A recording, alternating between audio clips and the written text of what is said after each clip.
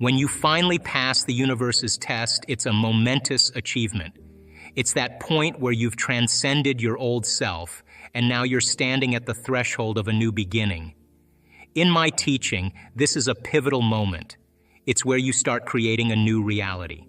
So today I'm going to share with you 5 signs that show you finally passed the universe's test. First, you find that you are no longer reacting to the same old triggers. Imagine this. It's 8 o'clock in the morning and you're doing your meditation.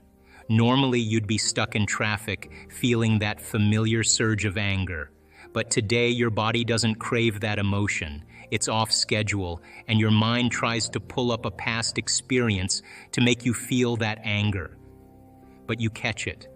This awareness, this moment of catching yourself before you react, is a sign that you've dismantled part of that old personality. You've become conscious of your unconscious thoughts. You're no longer letting them slip by unnoticed. This takes an incredible amount of energy and awareness. And as you raise your energy, you realize that you're not consumed by those old emotions anymore. You've overcome a significant hurdle. Second, you start feeling a profound sense of peace and presence. When you close your eyes and disconnect from the environment, diminishing sensory input, your brainwaves begin to change. You move from that beta brainwave pattern, where your attention is on the outer world, to alpha brainwaves, where your inner world becomes more real. You start dreaming, creating, and pretending. You tell your body to sit down, and despite its protests, the urge for coffee, the need to check emails, you persist. This battle with your body, this insistence that it stays, brings you into the present moment. And in this state, you're not thinking about the predictable future or the familiar past. You're mastering the present moment. You place all your attention here, and with that comes a lot of energy to do amazing things. This presence and mastery over time is another sign you've passed the universe's test. Third, your thoughts begin to align with your intentions. This is a significant shift that happens when you start asking yourself meaningful questions like, who am I going to be when I open my eyes? How am I going to make a difference today? These questions help you focus on the kind of person you want to become and the impact you want to have. It's like setting a course on a map for your day, giving you a clear direction. When you ask yourself these questions, you start rehearsing your actions mentally. You imagine how you will act, what you will say, and how you will feel. This mental practice is powerful because your brain doesn't know the difference between actually doing something and just thinking about doing it.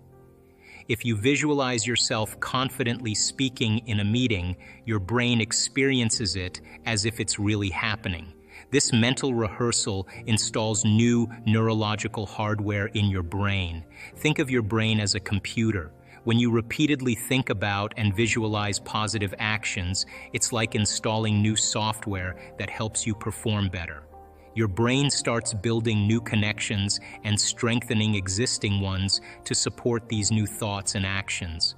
Over time, your brain shifts from being a record of the past, filled with old habits and patterns, to becoming a map to the future, guiding you towards your goals. By consistently rehearsing and aligning your thoughts with your intentions, this new hardware in your brain becomes a software program. This means that your new thoughts and behaviors become automatic. Just like how a computer runs programs without you having to think about it, your brain starts running these new positive patterns on autopilot. You start acting like a person who has already achieved their goals because, in your mind, you have already lived through those experiences.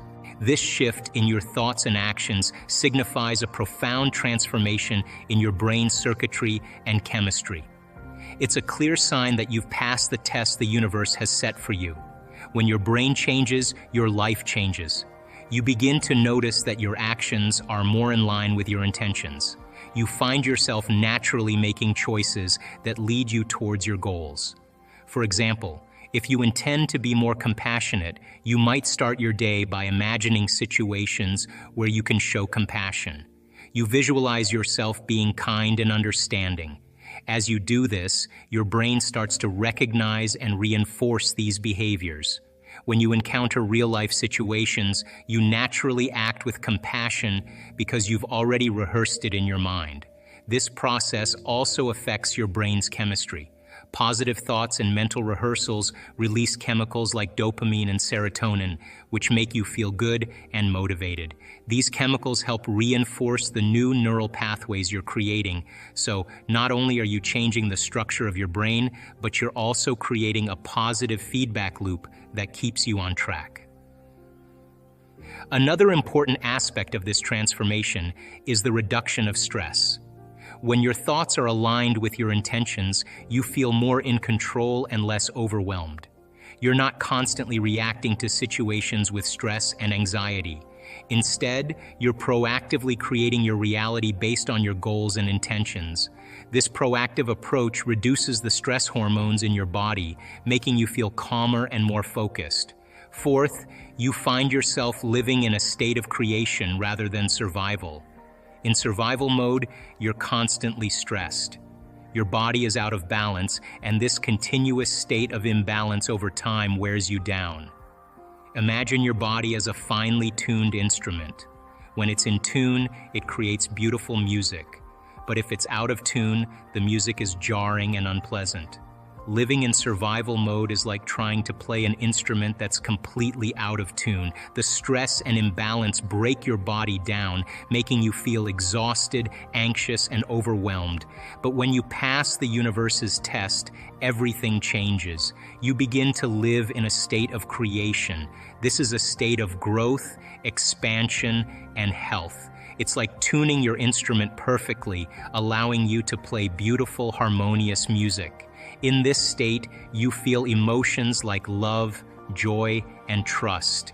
These emotions are powerful and uplifting. They connect you to something bigger than yourself, something greater than the day-to-day struggles. Living in a state of creation means you are no longer constantly turning on the stress response just by thinking about your problems. When you're in survival mode, your mind is always on high alert, looking for threats. This constant vigilance keeps your body in a state of tension. But in a state of creation, you generate emotions that promote health and well-being. Instead of feeling stressed, you feel calm and centered. Instead of fear, you feel trust and security. This shift from survival to creation is profound and unmistakable. You notice it in how you wake up in the morning. Instead of dreading the day, you feel excited and ready to face whatever comes. You notice it in your interactions with others. Instead of reacting with impatience or irritation, you respond with kindness and understanding. You notice it in your body. Instead of feeling tense and fatigued, you feel relaxed and energized. In survival mode, your body is ruled by the chemicals of stress. These chemicals are like chains, keeping you locked in a cycle of anxiety and tension. When you're constantly stressed, your body produces hormones like cortisol and adrenaline. These hormones are useful in short bursts. They help you deal with immediate threats. But when they're constantly being produced, they take a toll on your body. They can lead to issues like high blood pressure, weakened immune response, and even mental health problems like anxiety and depression. But when you shift to a state of creation, you break free from these chains. The addictive chemicals of stress no longer rule you. Instead, you generate emotions that release positive, healing chemicals into your body. These chemicals, like endorphins and oxytocin, promote feelings of happiness and well-being. They support your immune system, lower your blood pressure, and improve your overall health. This transformation is not just emotional or mental, it's deeply physical. Your entire body benefits from this shift. Living in a state of creation transforms how you see the world. You begin to see opportunities instead of obstacles. You see possibilities instead of problems. This positive outlook opens up new avenues for growth and expansion. You start to attract positive experiences and people into your life. You find yourself surrounded by support and encouragement. Your relationships improve as you bring more love and understanding into your interactions. This state of creation is sustainable. It's not a fleeting moment of happiness, but a lasting change in your way of being. It's like planting a garden. In survival mode, the garden is overrun with weeds and nothing can grow. But in a state of creation, you've cleared the weeds, and now you can plant flowers and vegetables. With care and attention, your garden flourishes, bringing beauty and nourishment into your life. Let's delve into the fifth sign, experiencing a deep sense of self-love and joy. This is the ultimate sign that you've passed the universe's test. It's like reaching the pinnacle of a mountain after a long, challenging climb. When you finally get there, you realize all the effort was worth it because you've achieved something truly remarkable. When you break the addiction to negative emotions such as anger, hatred, or prejudice, you free yourself from their grip. These emotions can hold you back, keeping you stuck in patterns that don't serve you. Imagine carrying a heavy backpack filled with rocks. Each rock represents a negative emotion or a limiting belief. Over time, this backpack weighs you down, making every step difficult. But when you remove these rocks one by one, the load gets lighter. Eventually, you feel free to move easily, to breathe deeply, and to enjoy the journey. This process of letting go of negative emotions is like removing the mind from the body. It means not allowing your mind to be controlled by old patterns and automatic reactions. Instead, you become aware of these patterns and choose to act differently. It's about reclaiming your power and deciding how you want to feel and live. The energy that was once trapped in negative emotions is transformed into joy. Think of it as converting a polluted, stagnant pond into a clear, flowing stream. The stagnant pond represents your mind and body filled with negative energy. It's murky, unhealthy, and doesn't support life. But when you clear out the pollution, the water begins to flow freely, bringing life and vitality. This flowing stream is your new state of being, filled with joy and positivity. This transformation of energy is what true self-love is all about. It's about treating yourself with kindness, compassion, and respect. It's about recognizing your worth and taking care of your needs. When you truly love yourself, you no longer tolerate things that harm you or hold you back. You set boundaries, make healthier choices, and prioritize your well-being. As you experience this profound expansion and liberation from old limitations, you begin to see yourself in a new light. You've gone further than you thought you could, breaking through barriers and achieving things you once thought were impossible. This isn't just a mental or emotional change. It's a transformation that affects every part of you. Your neurology changes as your brain rewires itself to support this new way of being. The old neural pathways associated with stress and negativity weaken, while new pathways related to joy and self-love strengthen. This rewiring helps you maintain your new state of being, making it easier to stay positive and resilient. Your chemistry also changes. The hormones and chemicals in your body start to reflect your new emotional state. Instead of being flooded with stress hormones like cortisol, your body produces more of the feel-good chemicals like endorphins and oxytocin. This shift in chemistry supports your overall health and well-being, making you feel more vibrant and alive. Even your genetic expression can change. This is a relatively new field of study called epigenetics, which shows that our genes aren't fixed. They can be turned on or off by our environment and lifestyle choices. When you live in a state of self-love and joy, you can activate genes that promote health and deactivate those that contribute to disease. The impact of these changes is undeniable. You feel healthier, more vibrant, and more connected to life. Your relationships improve because you're coming from a place of love and positivity. Your outlook on life brightens as you see opportunities instead of obstacles.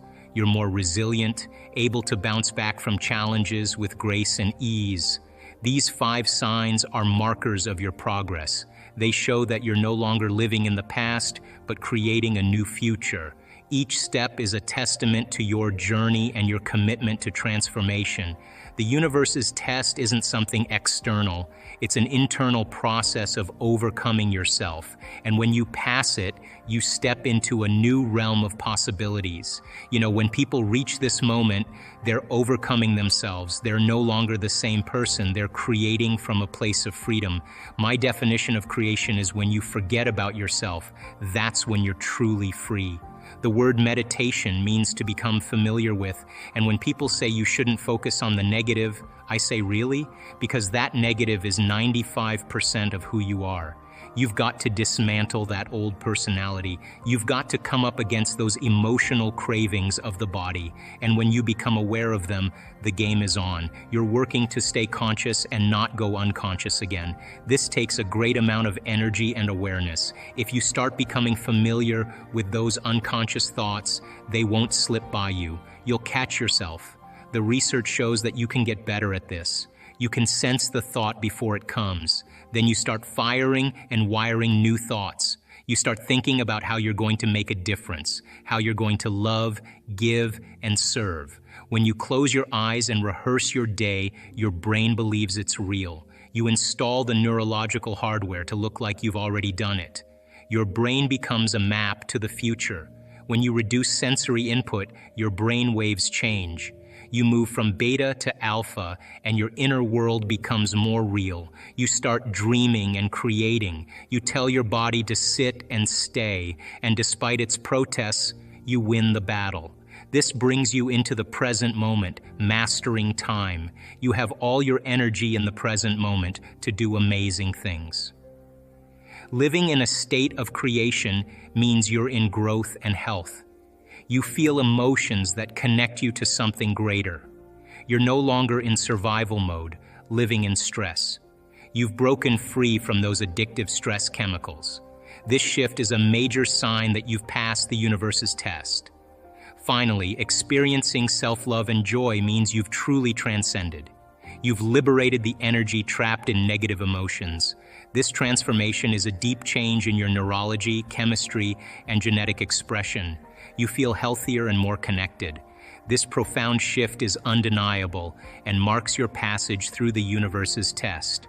And it takes a little practice. And just like a flower that takes time to bloom, it takes a little bit of time. But if you work in trading the resentment, the frustration, or the impatience for gratitude, appreciation, and thankfulness, and you keep at it, there'll come a moment where that system switches on, and now you're feeling grateful for no reason at all. That's not a bad thing, because gratitude, the emotional signature of gratitude, means something's happening to you, something has happened to you, you're receiving something, or you just received something. So your body, then when you're feeling gratitude, is in the perfect state of receiving. So then that means then you'll accept, believe, and surrender to the thoughts equal to the emotional state of gratitude. If you're living in resentment, you're living in fear, you're living in impatience, you could say, I'm healthy, I'm healthy, I'm healthy, I'm wealthy, I'm wealthy.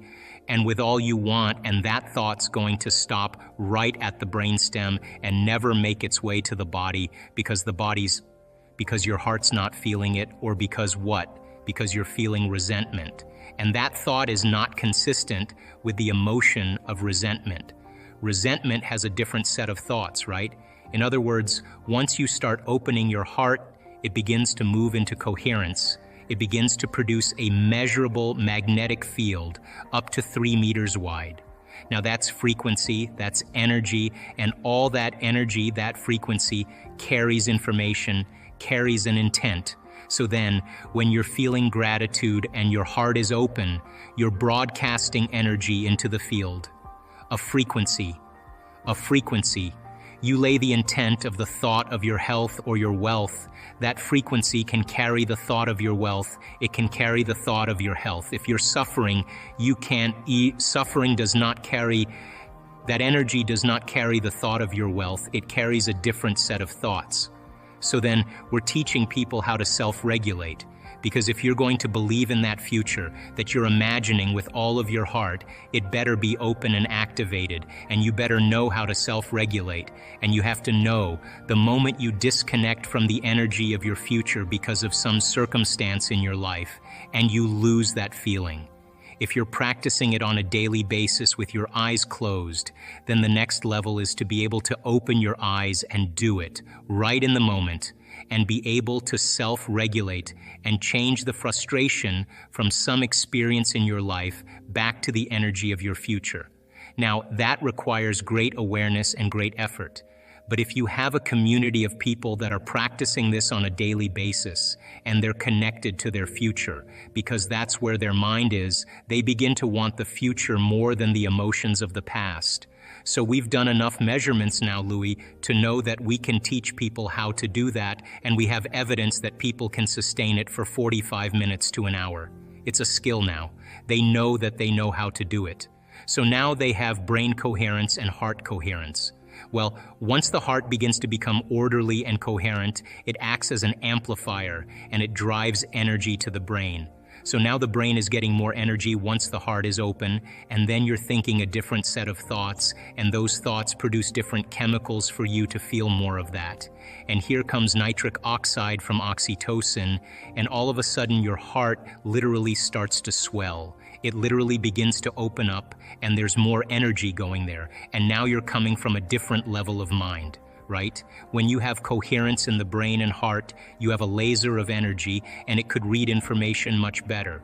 You're living in stress, and your brain is shifting its attention from one person to another problem, to another thing, to another place to go. Each one of those things, there's an assignment of neurological networks in the brain. So the arousal of the stress hormones drives the brain into this high frequency, and you're trying to control and predict everything in your life, and your brain circuits are firing like a lightning storm in the clouds. When your brain's incoherent, you're incoherent, and you don't have a signal. You don't have a Wi-Fi signal. You're not connected to the field. How could you connect to energy and information if your signal hasn't become orderly? So then when people synchronize their energy into coherence, they can synchronize to a possibility in the future. And the synchronicities that are feedback from the environment are just a reflection of your energy. And that's the universe saying, follow the breadcrumbs, do it again, follow it again, do it again. And now all of a sudden the person's not waking up in the morning like, oh, I've got to meditate now to create my future. That's the work right there. That's the part you have to overcome. So some days you just kind of slip in and it's magic because you've been practicing, like having a great golf game or a great tennis game or a great run or a great session of knitting. You're in your groove. Other days you got to work a little bit more for it. And for me, what I've learned is those hard days, the days that are the most challenging, are always the most rewarding. Because now you're uncompromising to an outcome. And if it takes you an hour to get beyond yourself, to find the present moment, because that's the only place where the unknown exists, the familiar emotions and hardwired patterns of the past are the known. The predictable future and trying to forecast the feeling of every event in our life, what people do unconsciously, is also the known. There's only one place where the unknown exists, and that's the present moment. So, you call it the generous present moment. Yeah, and I've just done it enough times, and there are plenty of people in our work that have done it enough times to know when you're there and when you're not. And when you're not, it's very obvious because you've been there enough times. So you're separating your old story from yourself, and you're separating your focus on the future, and you're being present. It's just like hitting a tennis ball in a sweet spot. You lock in the something, and that wholeness starts to happen, and now you're no longer creating from polarity or duality or opposites. Like, people, they create when they see they don't have something. Whether, hey, nice suit, I want one of those, right? And the moment I see that you have a nice suit and I start thinking, I want one of those, my brain naturally starts putting me in the equation. Next thing you know, I'm wearing your suit. Well, that's because we're wired to do that. So then we have this natural ability to create. The problem is after you imagine that, you open your eyes and you don't have it, people experience more lack. Well, we're not that good yet. So then, the act of practicing enough times and beginning to create the state in which you're so connected to the energy of your future. Now think about this. You're so connected to the energy of your future, you're no longer looking for it or waiting for it. You feel like it's already happened. The moment you get upset in traffic, the moment you start judging a coworker, you just disconnected from the energy of your future, and now you're back to the energy of your past. Now, if you tell me it was that person that did it to you, I'd say to you, oh, you're back to the unconscious program of being a victim again. So then, the person then goes, oh, when did I fall from that state? When did I lose it? Oh, it happened at 3 o'clock today. The next time that happens, what can I do differently? Now the person's moving through their challenges in their life with coherence, with rhythm. They're starting to begin to make strides, and they're no longer knee-jerking to the people in their life that they've used emotionally to reaffirm their identity. Now this is the work because you look around to see if anybody's doing it and you don't see anybody else doing it. It's kind of this lonely moment where you're realizing that I'm the only one doing this. That's that kind of moment that you realize that nobody understands you but you, right? And you can't even ask your friends for their opinion because they're going to give you their opinion based on their own experiences. And it's that kind of moment where you have to draw in all your resources. So, have you ever heard me say that emotions are bad? Have you? No, emotions are the end product of an experience. So then, do I react in my life? Yep, I do. But the question is, how long are you gonna react? That's the real question. Because if you keep that emotional reaction going on for an extended period of time, sooner or later it'll become your identity. And then people say, why are you so bitter? Why are you so frustrated? Why are you suffering so much? And your brain, in that emotion, you're in the emotion, which means you're in the chemical residue of the past, is going to call up the event because you're emotionally connected to it. And you're going to say, I'm this way because of that past experience. So then imagine what I do with people. We have people that have been abused. We have people that have been traumatized, that have been assaulted. We have people that have had very, very difficult pasts. And have you ever heard me say to revisit the event? Have you ever heard me say that? Never. We need to revisit the event because once you do, you open the box. But what we want to do is overcome the emotion because that's just what's lasting from the event. So you sit a person down, and the moment you sit them down, what do you think the body's going to do? It's going to look for something to recreate that emotion because that's the person's identity.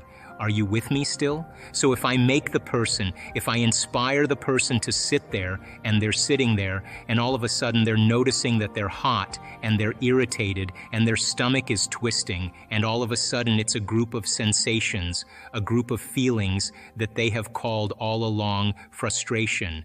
But the different sensations, the moment you name it, it becomes an emotion. But what it is just bodily sensations. It's energy that's stuck in the body. So the body is looking to go back to the past. It's believing it's in the past. Are you with me still? So if the person becomes aware that their body is doing that, and like training an animal, allow the body to feel that emotion and then settle it down into the present moment. When you settle it down into the present moment, the body starts to trust the present moment and move out of the past. And there's a release of energy. Then the body goes, wait a second, what's going to happen in the next moment? And it starts doing that. And it starts to try anticipate the future. And you settle the body back down into the present moment. And every time you do that, you're telling the body it's no longer the mind, that you're the mind and your will is getting greater than the program. And all of a sudden, you start to lower the volume to that emotion. And when you begin to break the addiction to that emotion, the side effect of breaking that addiction is called joy. It's called freedom. All of a sudden, the body's saying, I don't want to be tormented anymore. Now, does that mean you shouldn't grieve over things that you lose? Grieving is a biological process. That's why you're saying it. So the subconscious is 95%. So more than likely, your body is going to do exactly what it's programmed to do. So what's the relevance of that? Well, people say, I want wealth, but they're programmed into being unworthy and lacking. So then as they begin to do the meditative work and they start opening their heart, I was just talking to someone yesterday. The hardest part of everything we're talking about is simply making time for it. That's it. It's about setting aside some time for yourself to focus on improving your life. For a short while each day, either in the morning or before bed, ask yourself, what is the best version of myself I want to be today? Promise yourself you won't get up until you feel like that person. Then work on overcoming any limitations that come up.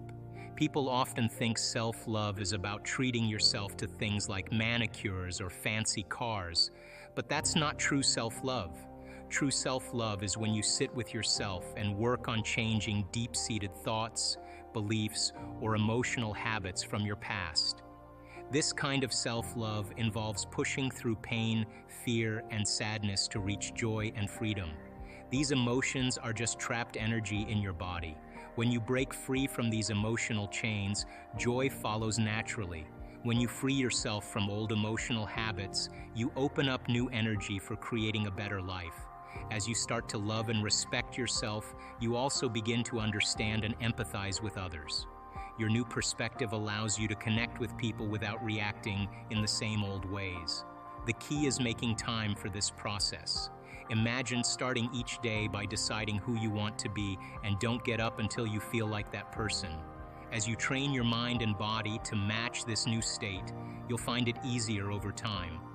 A new state of being means a new personality, and a new personality means a new reality.